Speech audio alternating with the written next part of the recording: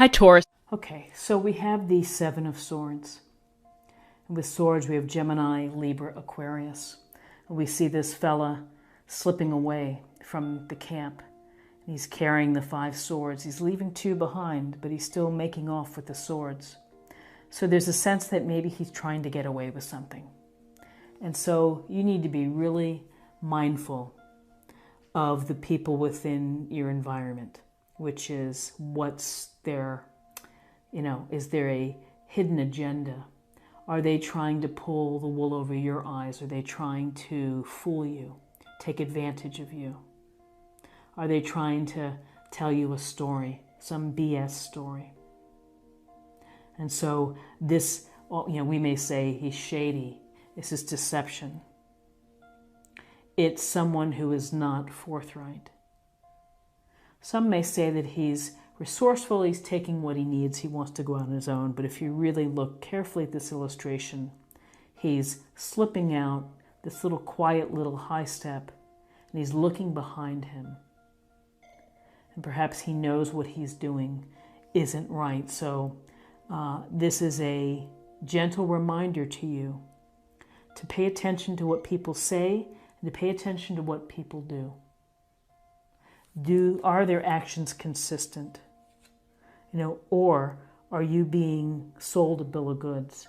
So awareness of the week, be careful, and maybe the message is not to be gullible. So then we have the Chariot. The Chariot's the major arcana. And the Chariot, we see the charioteer here, and he has the reins in his hands. He has full control of this chariot and of the sphinxes. And so this is a card about movement. It's a card of moving toward your goals, your tasks, the things that you want to accomplish. And there's a sense here of having the mastery to be able to drive this chariot. So you're able to handle the bumps and the bruises and the things that get in our way. You still have the skill set to be able to move forward. There's momentum, things are moving, and perhaps they're picking up pace. On a literal level, maybe this week you're going to be driving somewhere, taking a trip. And the chariot could be the literal, your wheels, your car, or, if you're taking a train or something. So movement to your goals. This is a card of success, of being able to accomplish your goals and getting recognition for that. So now we're going to choose 2 cards for guidance. Okay, so we have the 3 of Pentacles. And the 3 of Pentacles is this group card. We see the artisan here talking to the other 2 folks. So it looks like they're working on this building. They're creating something. They're working together. Perhaps they're giving each other feedback. They're sharing ideas, but there's a real sense of working toward a common goal. There's also a piece here which is you're doing your best work, and you have a lot of talents. You have a lot of skills, and that can allow you in life to build something beautiful, to create something new, provided that you're able to listen, to compromise, to negotiate, and again, group work, working together to build something that is beautiful. So in terms of guidance, here we have the Hermit. And the Hermit's major arcana. And we see the old man here on top of the mountain. He's holding his lantern. And that lantern he's going to use to turn it inward, to be the spiritual seeker within, seeking his own truth, and therefore for you, seeking your own truth. So you may need time alone. You may need this week to carve out a few moments for just you, where you can tune out the kids or the other things that are distractions, and think about what's going on in your life. Think about what you've been doing in the past, where you are right now, where you hope to go. And that's enlightenment, is when you reflect on self. Then that can help, help your future decisions, because you are aware of what's going on within you. You are being mindful. You're paying attention to, the temperature within. So it's to seek your own truth. So now let's choose 2 cards for possible outcomes. So more pentacles, very interesting. We have the 6 of Pentacles. This is a card of giving and receiving. That when you're in a position to be able to give to someone, and whether that's time, whether that's money, or resources, or help, or simply a phone call to reach out, there's meaning behind that, and it's of being of service. So here's this idea that when you're in a position to be able to give, because things can change, and you may be at some other point in your life having to ask for help. So again, it's a matter of how you see this and how you see yourself within this card. Are you in a position to be able to help? You might this week have to call a friend, help them out in some way. By the same token, maybe you might need a hand or a favor. Ask, because you're more than likely people want to help out. So then as possible outcomes, we have an 10 of Pentacles, which is really about the family. And it's about the generations and the legacy and the comfort and the abundance of the family, of ensuring that they're secure, that they're stable, that there's a foundation that's going to last, from the old man to the couple, to the children, and to the pets.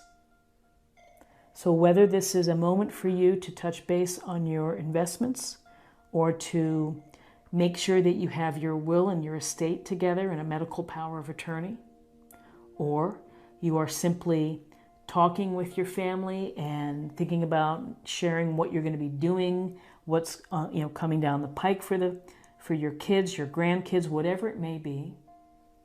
There's also a sense here sometimes of caretaking, that we are taking care of our loved ones and perhaps our elderly parents or grandparents.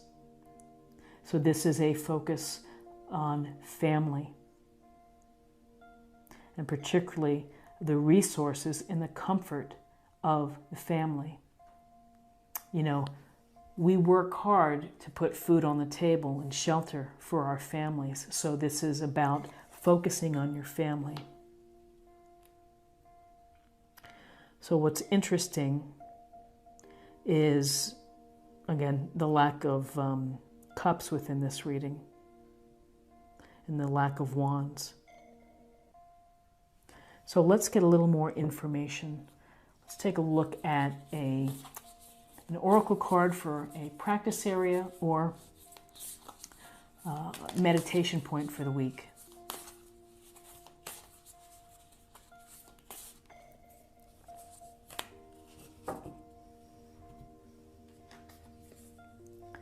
Through prayer and meditation, I create a ripple effect of peace in the world. So it's really the idea of your own actions, and what you do creates the ripple effect of helping others. And I would say that when you do a small thing and you're kind or supportive or loving to someone else, then, you hope that it magnifies and that someone else sees what you're doing, and that maybe it inspires them to help out. So every little bit helps to create beauty in the world and more peace. Let's get a sense of the spiritual self or emotional self.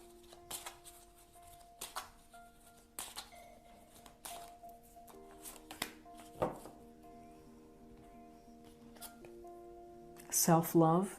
Now's the time to love, nurture, and heal yourself. Self-love is not simply a state of mind about feeling good. It's a state of appreciation for yourself that grows and matures from actions you take to support your body, mind, and soul. So self-love. Self-love is it's really a sense of, again, of a deeper awareness of self. We know when we are overdoing it, if we are socializing too much, if we're not eating healthy. You know, we certainly know it at a cellular level. We may not deal it in a mental level, but if we can use this hermit to really touch base with how we're feeling, I think that we can access the self-love and, again, help that ripple effect. And finally, let's look for love. Let's see what we have for love.